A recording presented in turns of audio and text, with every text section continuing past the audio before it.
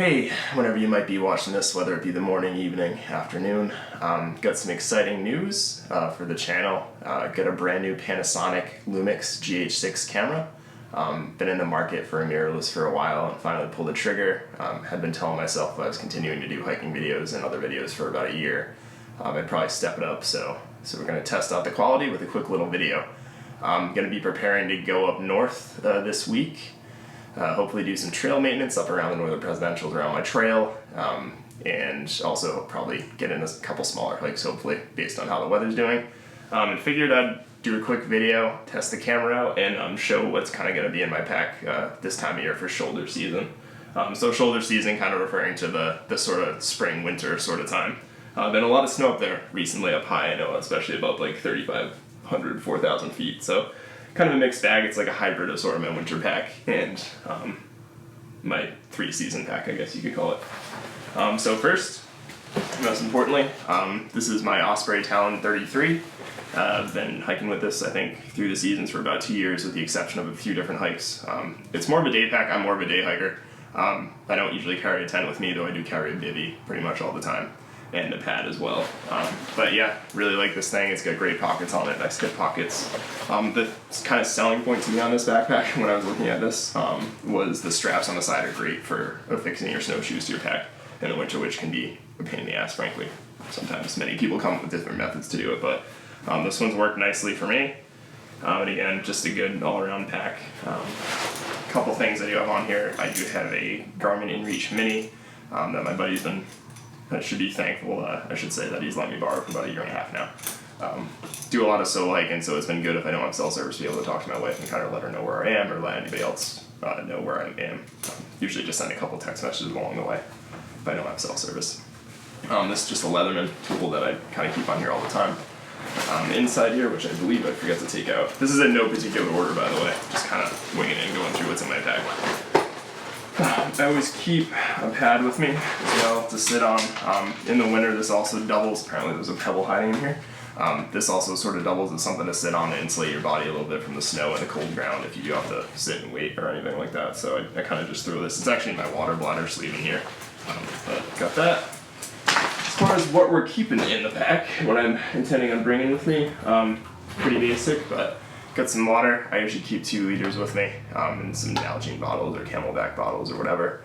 I will throw hydration packs in here usually when I get started, just to add a little bit of extra hydration-ness, I don't know what you call it, to the water. Usually liquid IV or something, which I'll have in another food bag later to show. But yeah, I'll grab these. As it gets warmer, and I may take them this week depending on how the weather looks and where I'm going to be hiking, but I'll usually bring smart water bottles that attach to a Sawyer squeeze. Use those and try to filter water on the trail if possible. Just kind of save a little bit of weight. And mountain water always tastes really good. Basic sunglasses. I'll carry ski goggles through most of the winter, but I always keep sunglasses as a backup, and generally this time of year I'm keeping them. These are just like Smith ones.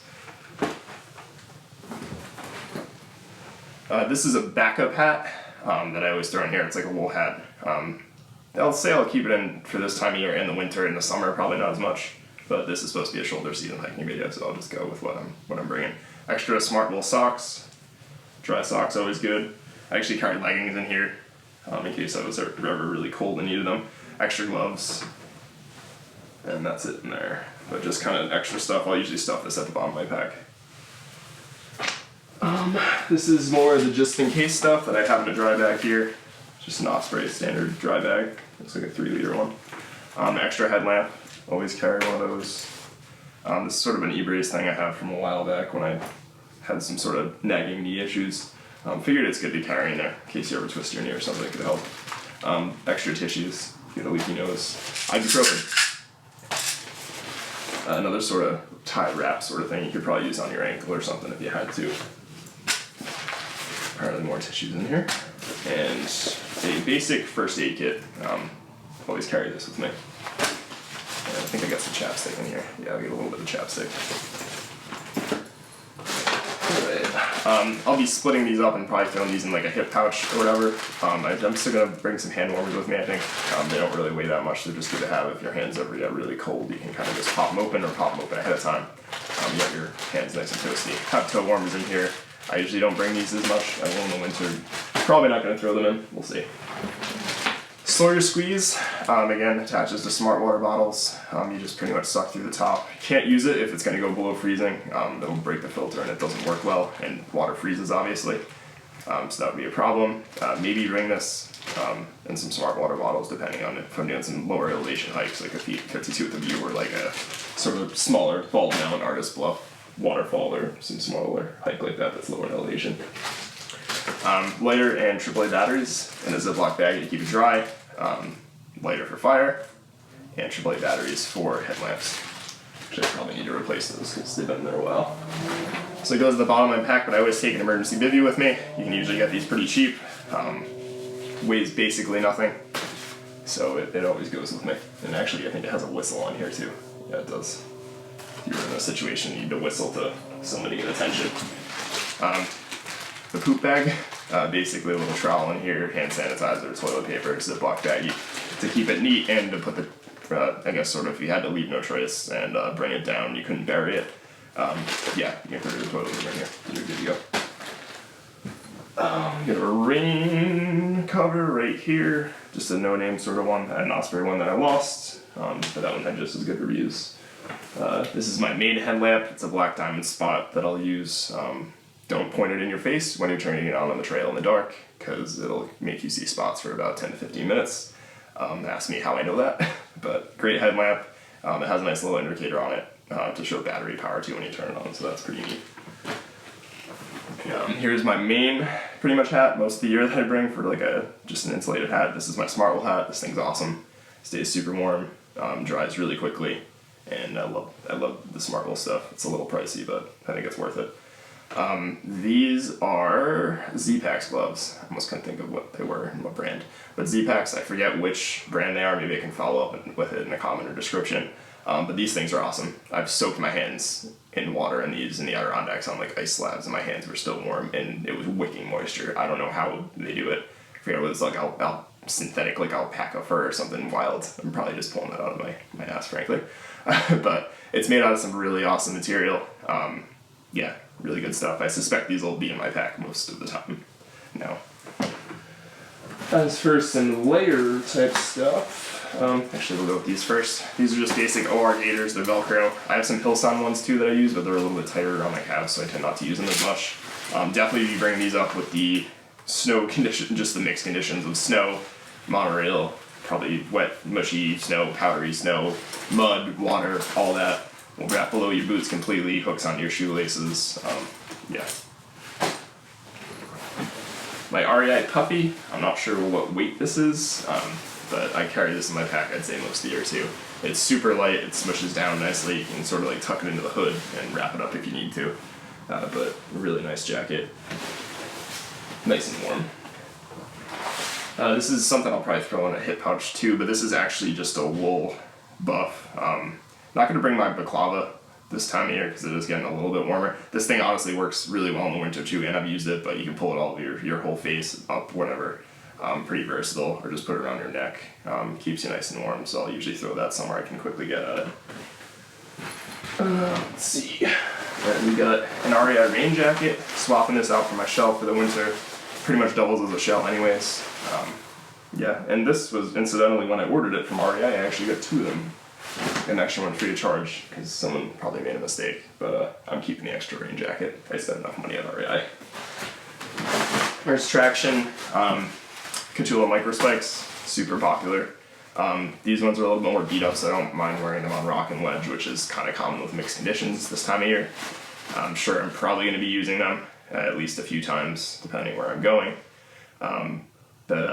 Yeah, and the Hillsound, and I'll say I'll use Hillsound trail crampons usually in the winter, or Catula K10s a few times. But yeah, these are kind of my this time of year sort of spikes that I use. And we got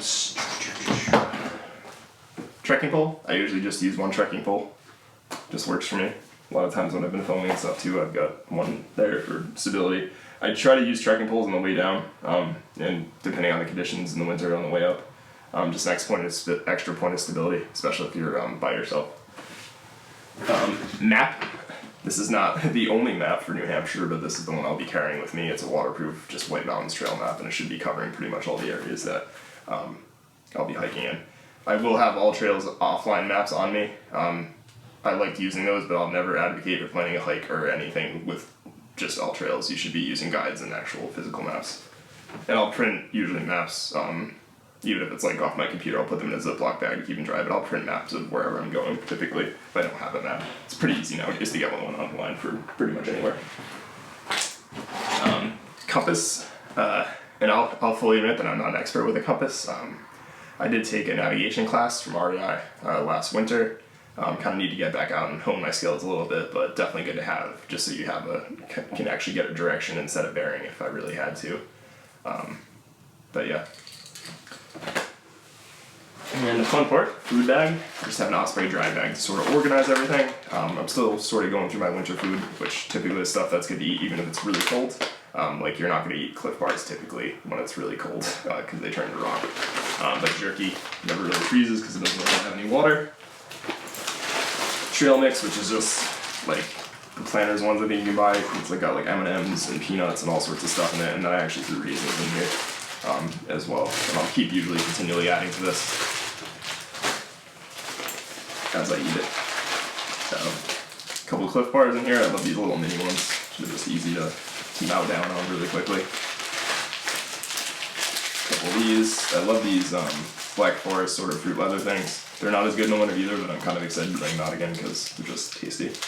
And I have liquid IV, which I mentioned I will put in my water before when I'm just packing water for a hike, but I'll always bring a few with me, whether I'm filtering and kind of dumping it in another bottle, swapping off. I'll take 2 Smart Water bottles or putting in an Nalgene or whatever, but I try to keep extra with me, or if anybody else ever needs it, they're just good to have.